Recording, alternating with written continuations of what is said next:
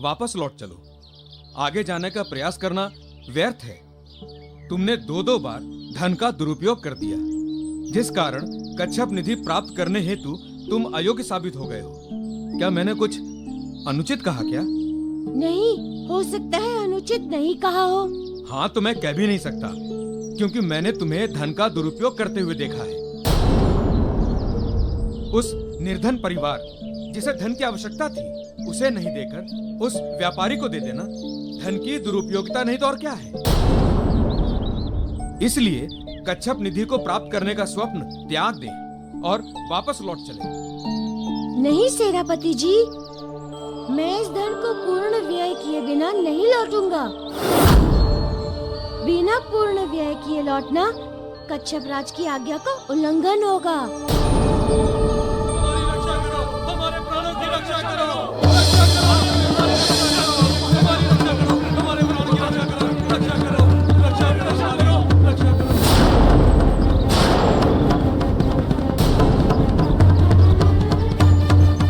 क्या हुआ भाई, कौन है आप लोग? और किसने आप लोगों को घायल किया? साहूकार ने। क्यों? क्योंकि हमने उसे ऋण लिया था। अकाल के कारण हम उसे ऋण नहीं चुका पाए।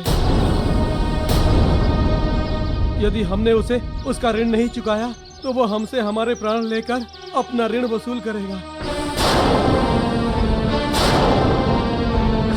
कोई मार्ग नहीं सूझ रहा है कि हम अपने जीवन को कैसे सुरक्षित करें। यदि प्रश्न केवल धन का है तो आप लोग चिंता मत कीजिए। आप लोगों के ऋण को मैं चुकाऊंगा।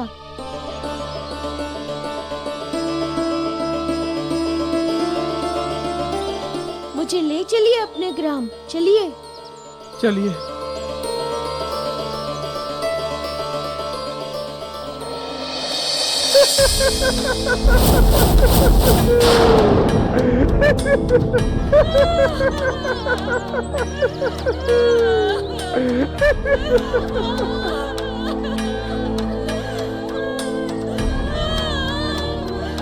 छोड़ दीजिए, क्षमादान दे दीजिए।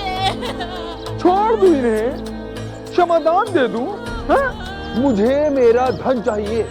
मैं अपना धन लिए बिना इन्हें नहीं छोड़ूंगा, कदापि नहीं छोड़ूंगा मैं। हाँ, इसके अतिरिक्त मैं कुछ भी नहीं जानता।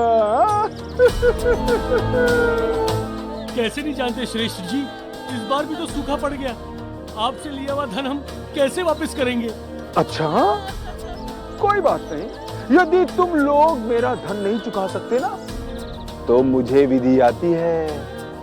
अपना धन वसूल करने की बहुत अच्छी विधि आती है मुझे। मैं तुम लोगों के शरीर से अपने धन के बराबर रक्त निकाल कर अपना धन चुकता कर लूंगा। यही विधि है मेरी, है?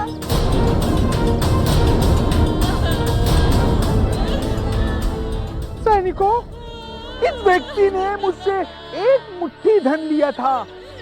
इसे 2 बाणों से भेज दो।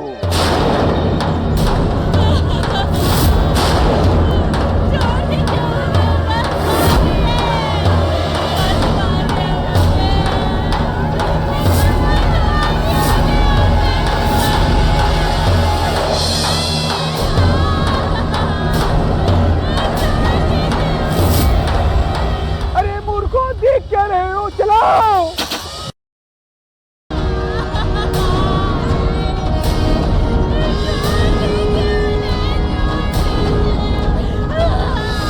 सैनिकों, इस व्यक्ति ने मुझसे 2 मुट्ठी, इसलिए इसे 4 बाणों से भेदो, भेदो।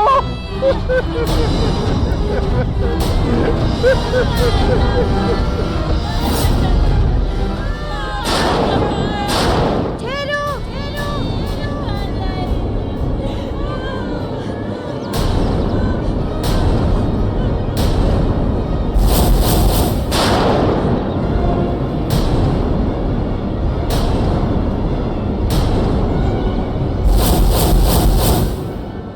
ये कैसा धर्म कर रहे हैं आप? मेरे कार्य में बाधा डालने वाले तुम कौन हो? चलो जाओ यहाँ से, मुझे मेरा धन वसूल करने दो, जाओ। धन वसूल करने का यह मानवीय ढंग नहीं है। आप इनकी हत्या कर रहे हैं। हत्या पाप है, पाप। व्यापार में पाप और पुण्य का कोई स्थान नहीं होता है वानर बालक। व्यापार जानता है लाभ और हानि। समझ गए हैं? समझ गया कि आप में दया एवं करुणा नाम की एक हल्की झांकी तक नहीं है। तुम्हारे कहने का तात्पर्य क्या है? कहने का अर्थ है कि इन्हें मुक्त कर दो और बताओ कि तुम्हें कितना धन चाहिए।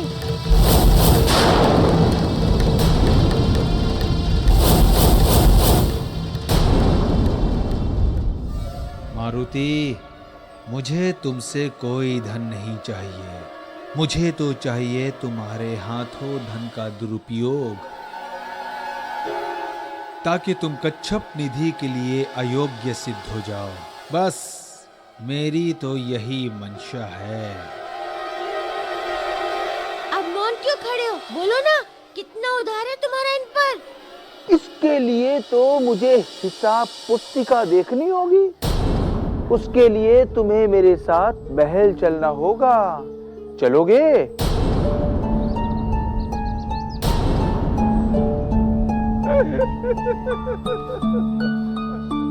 हाँ तो चलिए। चलिए।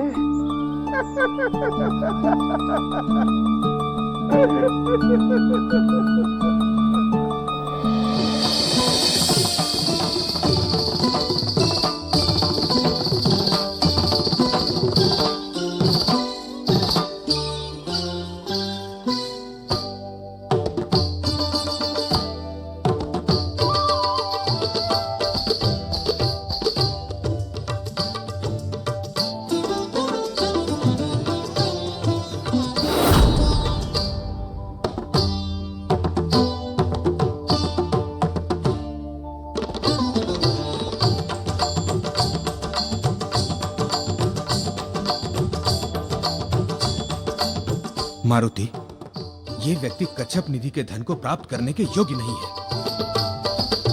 मत दो इसे धन।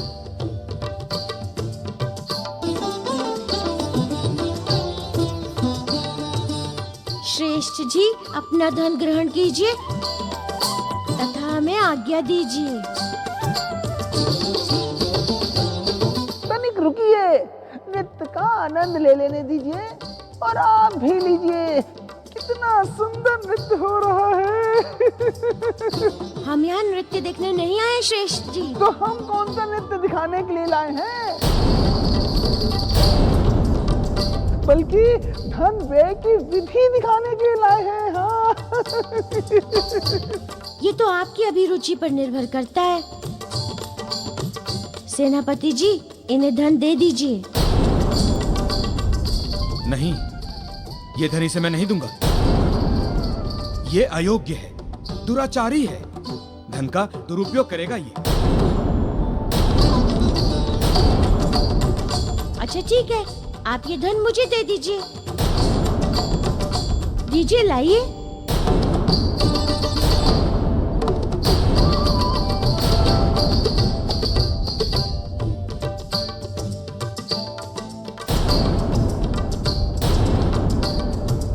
श्रेष्ठ जी, ये लीजिए धन।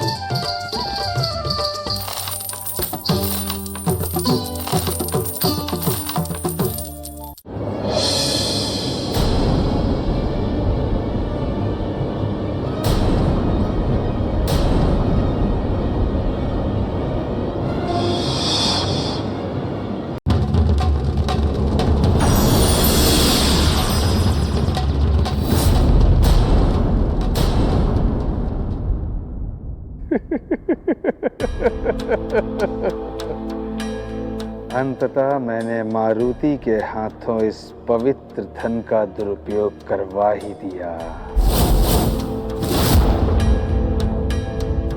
मैं अपने उद्देश्य में सफल हो गया।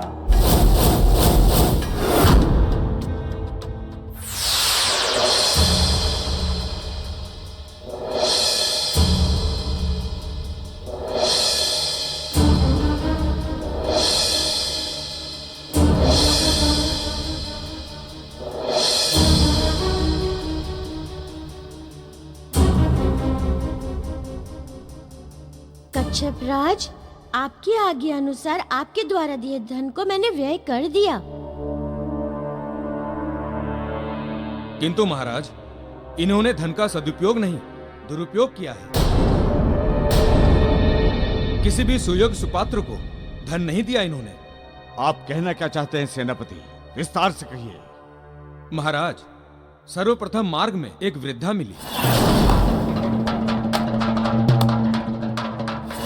जिसे उस अवस्था में भी उसे जीवन यापन हेतु कठिन श्रम करनी पड़ रही है। वो इस धन की वास्तविक अधिकारिणी थी, किंतु इन्होंने उसे धन नहीं दिया। उसके पश्चात एक और निर्धन परिवार मिला,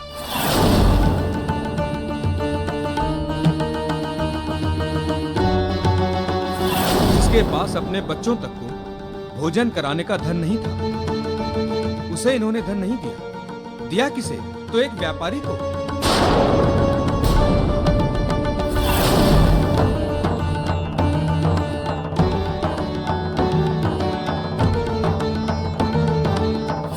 ना भी दिया जाता तो कोई अंतर नहीं पड़ता। और इन सबसे बुरा तो वो हुआ जो भी धन शेष रह गया, वो भी एक ऐसे दुराचारी, व्यभिचारी, विलासी साहूकार को दे दिया, जो हमारे आंखों के सामने एक नर्तकी के ऊपर लुटा दिया।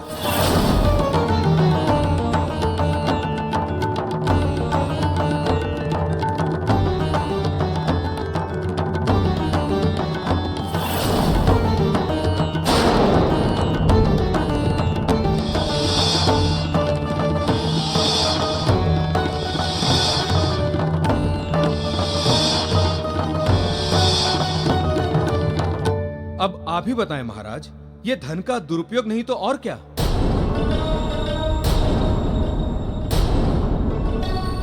अतः मेरे विचार से मारुति कच्छप निधि को धारण करने के योग्य नहीं। इन्हें तो यह ज्ञान भी नहीं है कि धन का सदुपयोग क्या होता है और दुरुपयोग क्या।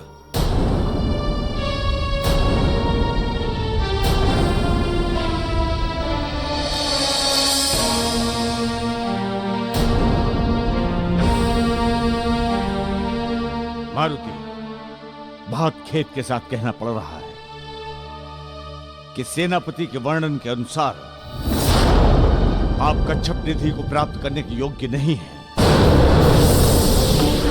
कि सेनापति के वर्णन के अनुसार आप कच्छप निधि को प्राप्त करने के योग्य नहीं हैं।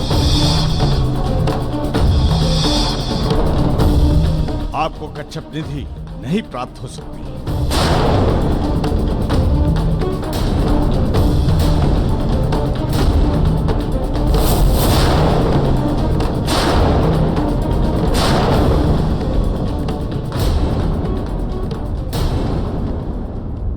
कच्छप राज, ये मैं कहने के लिए क्षमा चाहता हूँ कि आप घटनाक्रम की सत्यता को सेनापति जी की दृष्टि से देख रहे हैं,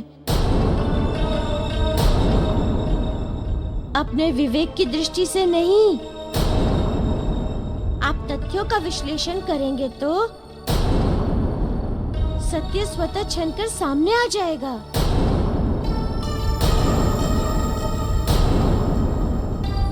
मारुति, आप कच्छप निधि के लिए अयोग्य हैं और अयोग्य ही रहेंगे।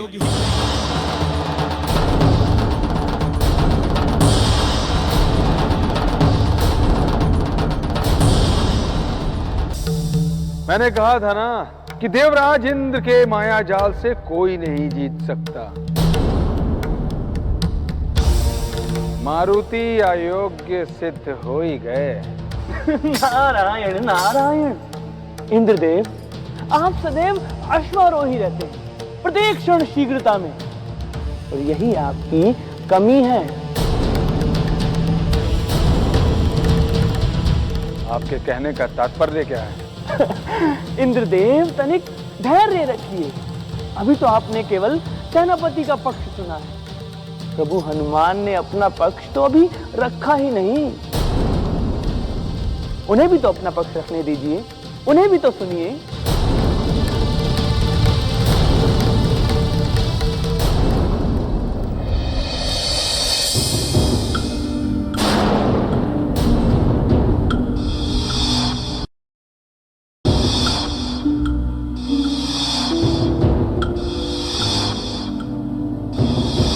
कच्छप राज, यदि आप मुझे अपना पक्ष रखने की अनुमति दें तो मैं अपने विचार, अपना निर्णय बताऊं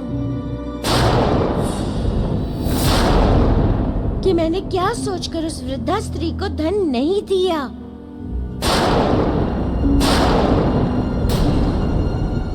ठीक है, रखिए आप अपना पक्ष। कच्छप राज, जब मैंने उस वृद्धा को इस आयु में श्रम करते देखा तो मेरा भी हृदय द्रवित हो गया। मन हुआ कि अभी इसी क्षण मैं उसे ये धन दे दूं, किंतु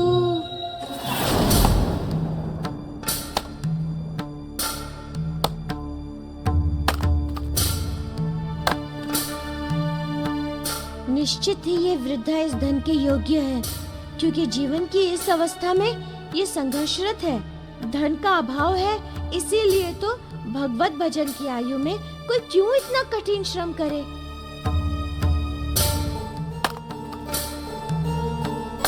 यदि इसे मैं धन दे दूं, तो इसकी वृद्धावस्था सुख और शांति से व्यतीत हो जाएगी।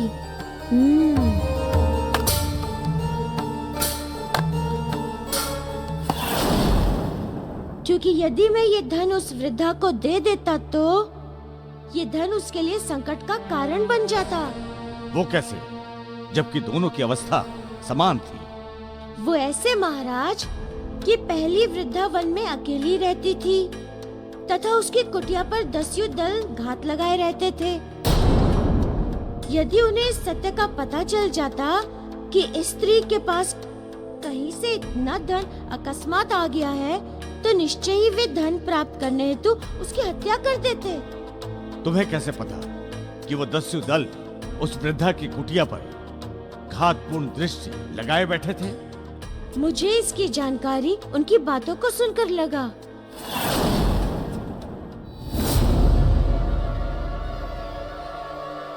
अरे, इस अबला को हम सहजता से लूट सकते हैं। किंतु इस निर्धन को लूट के हम पाएंगे क्या? तुम कह तो सही रहे हो, किंतु कभी कभी इन निर्धन लोगों के पास धन कलश मिल जाता है। हमें अपनी दृष्टि सदैव इन पर रखनी चाहिए, ताकि शुभ अवसर मिलते ही हम बिना समय गंवाए इसे लूट सकें।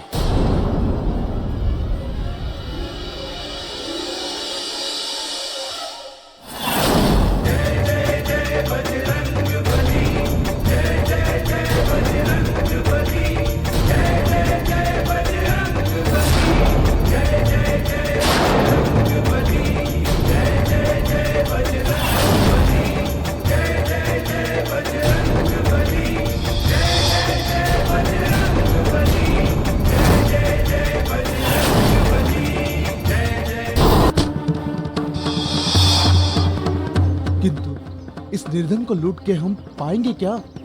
तुम कह तो सही रहे हो, किंतु कभी कभी इन निर्धन लोगों के पास धन कलश मिल जाता है। हमें अपनी दृष्टि सदैव इन पर रखनी चाहिए, ताकि शुभ अवसर मिलते ही हम बिना समय गंवाए इसे लूट सकें।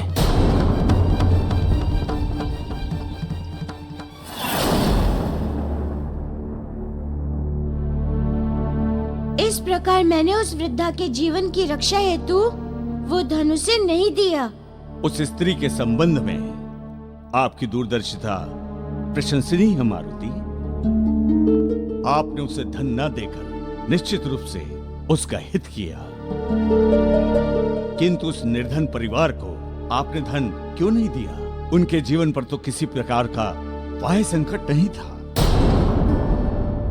उन्हें उन्हें मैंने ये धन इसलिए नहीं दिया महाराज, क्योंकि उन्हें धन की नहीं भोजन की आवश्यकता थी, तथा दूसरे की वो जो व्यक्ति था वो अपने जीवन से पूरी तरह निराश हो चुका था।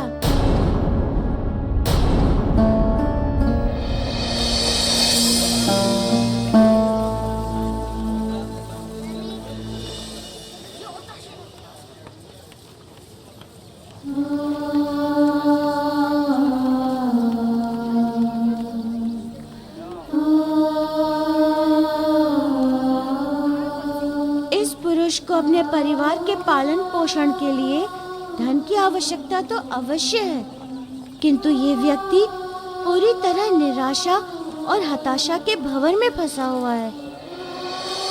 पराजित हो चुका है वो अपने जीवन से। यदि आज इसे बिना श्रम के धन प्राप्त हो गया तो ये जीवन में कभी भी श्रम नहीं करेगा तथा जीवन भर श्रम की महत्ता को समझ ही नहीं पाएगा।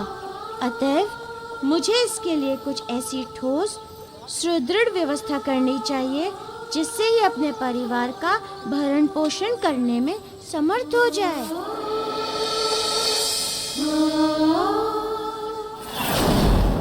तब क्या आपने उस परिवार के भरण पोषण की कोई व्यवस्था की? नहीं महाराज।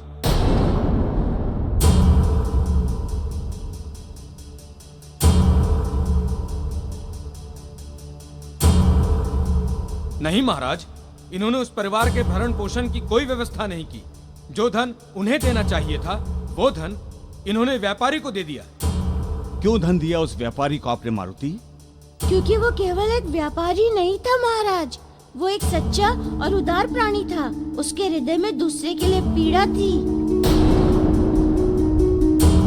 हम भूखे हैं, आप हमें भोजन दीजिए ना।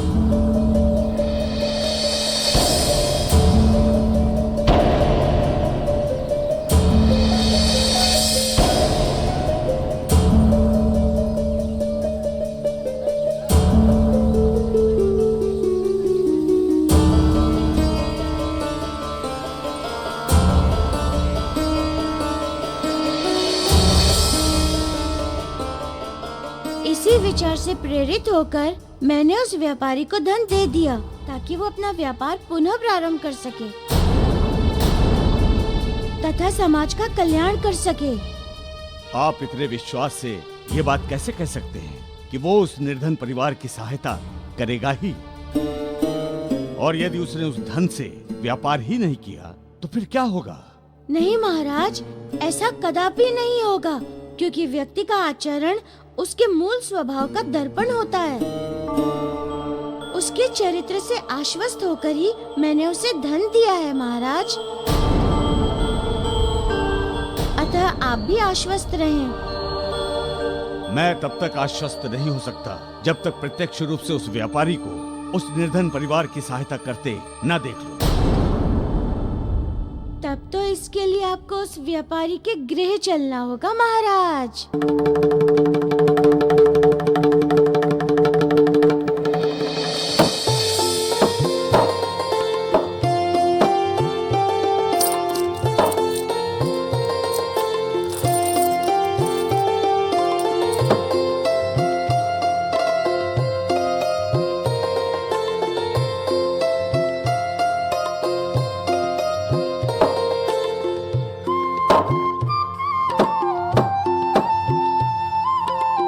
अरे भाइयों आओ।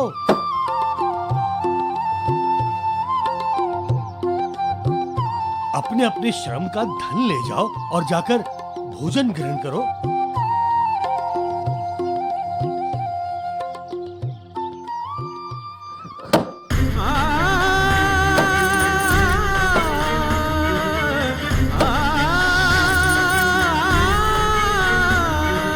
धन उसको ही देना चाहिए जो धर्म युक्त खर्चा करता है, जो दुखियों और बेसहारों की सेवा में तत्पर रहता है। ओ धर्म युक्त जो धन का दान दे, है कहाँ वो ऐसा धर्मवान? कौन शेष रह गया जो अपना धन लेने नहीं आया? ऐसा सुपात्र कोई हनुमान।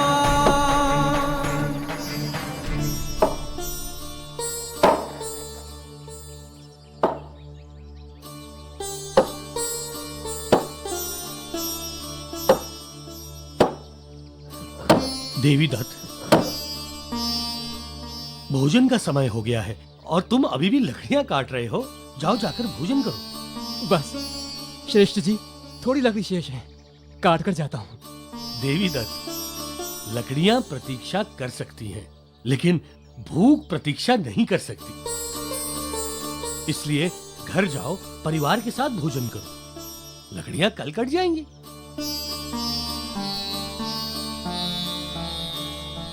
पिताश्री, शीघ्र ही गृह चलिए। माँ ने हम सब के लिए पकवान तैयार किए भोजन में। तुम लोग चलो, मैं अभी आता हूँ।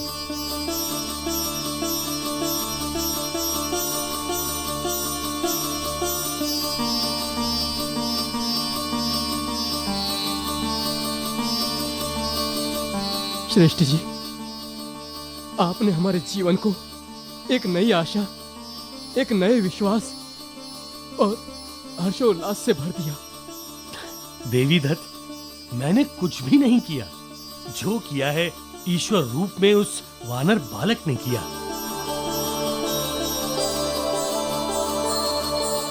धन्यवाद उसको दो। मूल तो वो है, मैं तो निमित्त मात्र हूं। हे प्रभु, आपका बहुत बहुत धन्यवाद। कब कैसे, किस रूप में किसकी सहायता करते हैं, कोई नहीं जानता। धन्य है प्रभु, आप धन्य हैं।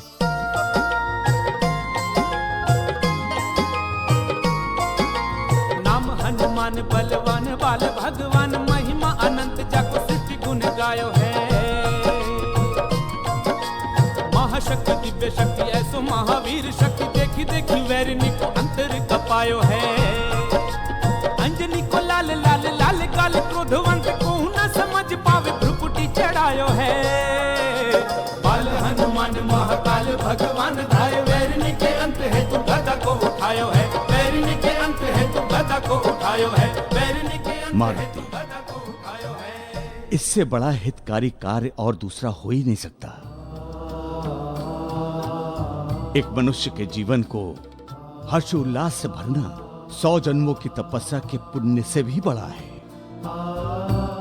आपने तो इतने सारे लोगों के जीवन को हर्षोल्लास से भर दिया। धन का सदुपयोग इससे अच्छा और दूसरा हो ही नहीं सकता। आप बहुत योग्य हैं, बहुत ही योग्य हैं मारुति।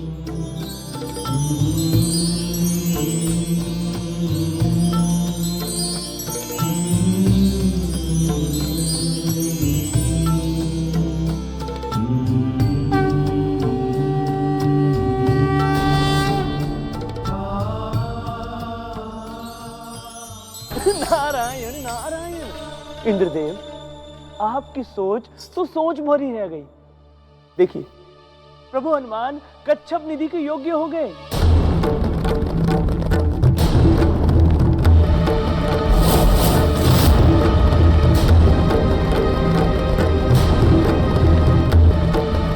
उनके पक्ष ने तो आपकी सोच को परास्त कर दिया। अब आगे क्या करेंगे आप? आगे उन्हें मैं अयोग्य सिद्ध करूंगा देवर्षि।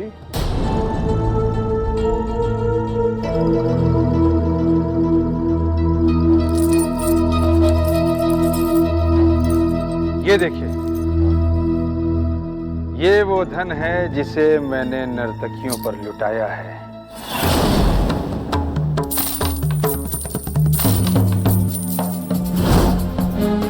मारुति से लेकर इसका दुरुपयोग किया है।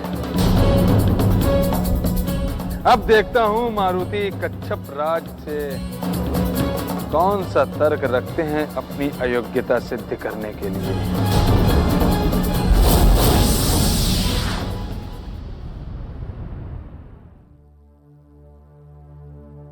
आपने उस व्यापारी को धन देने की सदुपयोगिता सिद्ध कर दी, किंतु साहूकार को धन देने के पक्ष में क्या तर्क देंगे आप?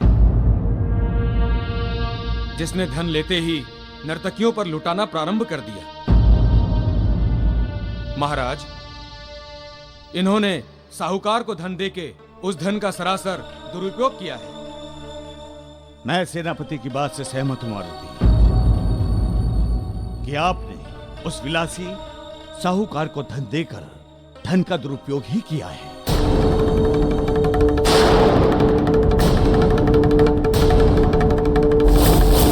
साहूकार को धन देकर धन का दुरुपयोग ही किया है।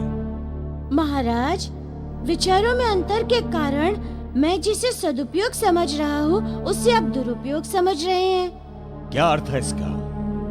मेरे कहने का अर्थ ये है महाराज कि धन केवल स्वर्ण मुद्रा ही नहीं होती, जीवन भी एक धन है, वो भी एक बहुमूल्य धन।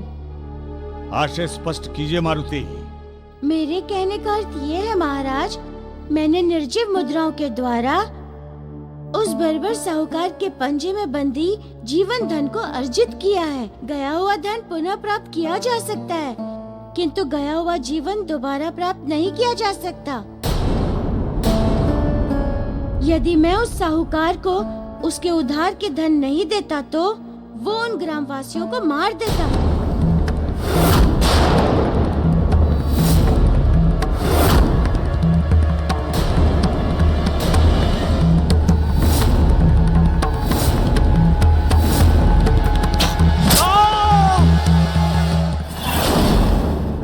जिसके फलस्वरूप बहुमूल्य जीवन धन की क्षति होती, जो सच्चे अर्थों में सृष्टि के विकास की पूंजी है। महाराज, मारुति केवल अपने तर्कों से अपने कृत्य की सार्थकता और सत्यता सिद्ध करने की चेष्टा कर रहे हैं। उस साहूकार के द्वारा उस धन की दुरुपयोगिता की सत्यता को स्वीकार नहीं कर रहे। सेनापति जी, मैं स्वीकार करता हूँ कि उस साहूकार ने धन की दुरुपयोगिता की है, किंतु महाराज उसने अनुचित मार्ग से अर्जित धन का दुरुपयोग किया है। जीवों का रक्त बहाकर अर्जित किया गया धन व्यक्ति का हित नहीं, सदैव अहित ही करता है महाराज। वैसा धन सुख का नहीं, दुख और विपत्ति का कारक होता है। अग्नि समान होता है वो धन। इस सत्य को कोई जानता है और कोई नहीं जानता।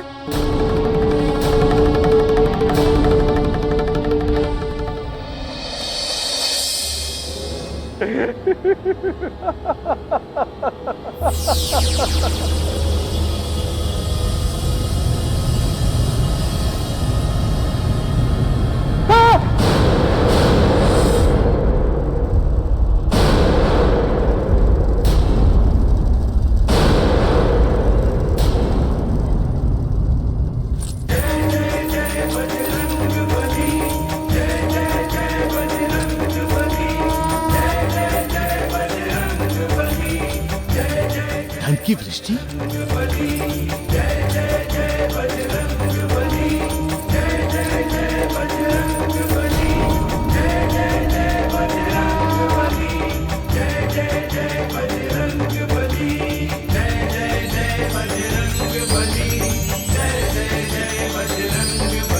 महाराज, संसार में जो भी सच्चे धन का अनुचित उपयोग करेगा तो वो धन किसी न किसी विधि से अपने वास्तविक स्वामी के पास लौट ही आता है।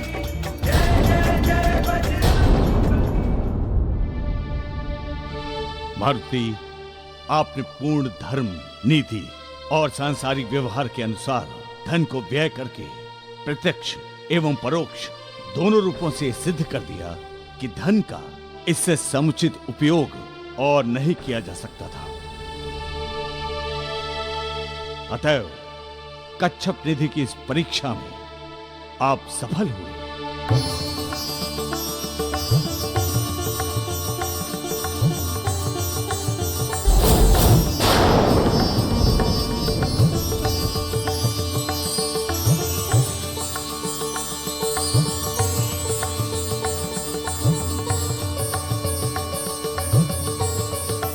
मारुति, कच्छप निधि की 2 कठिन परीक्षाओं में आपकी सफलता ने जहां मुझे आश्चर्यचकित किया, वहीं दूसरी ओर गर्व और प्रसन्नता से भी मुझे भर दिया। किंतु एक परीक्षा विशेष है। कच्छप निधि को प्राप्त करने की पुण्य योग्यता को सिद्ध करने हेतु आपका इस परीक्षा में भी सफल होना अनिवार्य है। मैं कच्छप निधि प्राप्त करने हेतु किसी भी प्रकार की परीक्षा देने को तैयार हूँ। बताइए अब मुझे कौन सी परीक्षा देनी है? मारुति, आप अभी अभी थके हारे पृथ्वी लोक से आए हैं। भोजन आदि कीजिए, विश्राम कीजिए। तत्पश्चात आपकी तीसरी परीक्षा प्रारंभ होगी। सेनापति, मारुति को हमारे अतिथिशाला में ले जाइए। जी महाराज, आइए।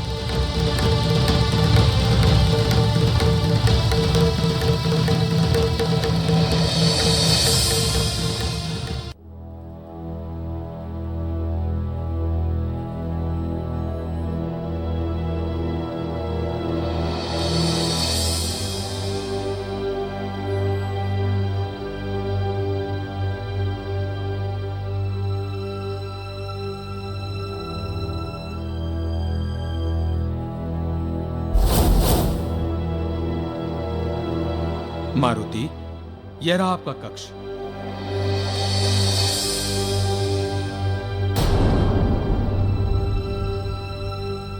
जाइए और जाकर विश्राम कीजिए।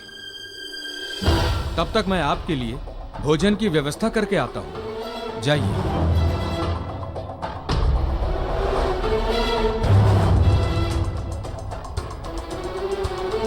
वानर बालक, ये अतिथि कक्ष नहीं बल्कि तुम्हारे लिए परीक्षा कक्ष है। परीक्षा कक्ष। अब यहाँ से प्रारंभ होती है तुम्हारी परीक्षा, जिसमें तुम कभी भी सफल नहीं हो पाओगे, कभी भी नहीं।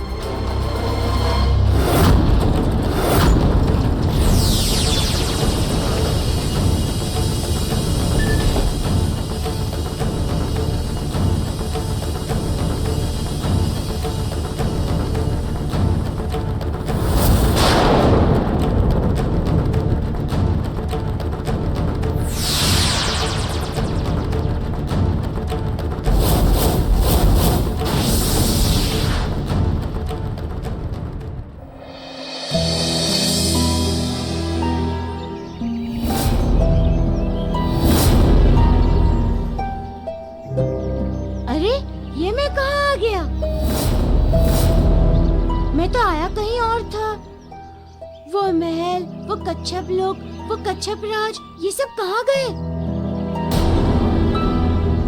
कहीं ऐसा तो नहीं कि मैं पुनः पृथ्वी आ गया हूँ? पता नहीं ये कौन सा राज्य है और कौन यहाँ का राजा है। अंधकार में बढ़ने के समान है मेरी ये यात्रा।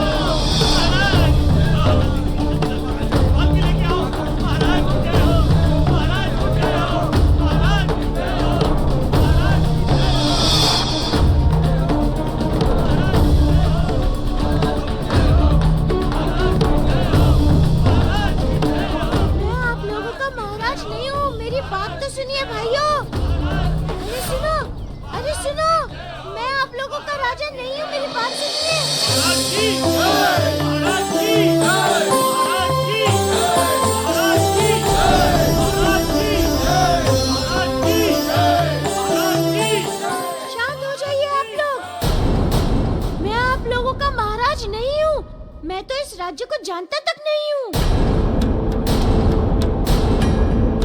आप निश्चित ही किसी भ्रम में फंस गए हैं। नहीं महाराज, हमें कोई भ्रम नहीं। भला हम अपने महाराज को पहचानने में भूल करेंगे? हाँ पुत्र, हम वर्षों से तुम्हारे आने की प्रतीक्षा कर रहे थे। वर्षों से ये सिंहासन रिक्त रहा, किंतु अंततः तो आ ही गया और राज ज्योतिषी की भविष्यवाणी सत्य हुई। कैसी प्रतीक्षा, कैसा सिंहासन, कैसी भविष्यवाणी? महाराज, ये देखिए, ये इस राज्य की कुंडली है। इसे बनाते समय हमारे राज ज्योतिषी ने भविष्यवाणी की थी कि उत्तर दिशा से एक वानर बालक इस राज्य में प्रवेश करेगा और वो इस राज्य का महाराज बनेगा। और तब से लेकर आज तक हम आपके आने की आस और प्रतीक्षा में टकटकी लगाए बैठे थे। अब आप आ गए हैं तो इस राज्य को स्वीकार कीजिए।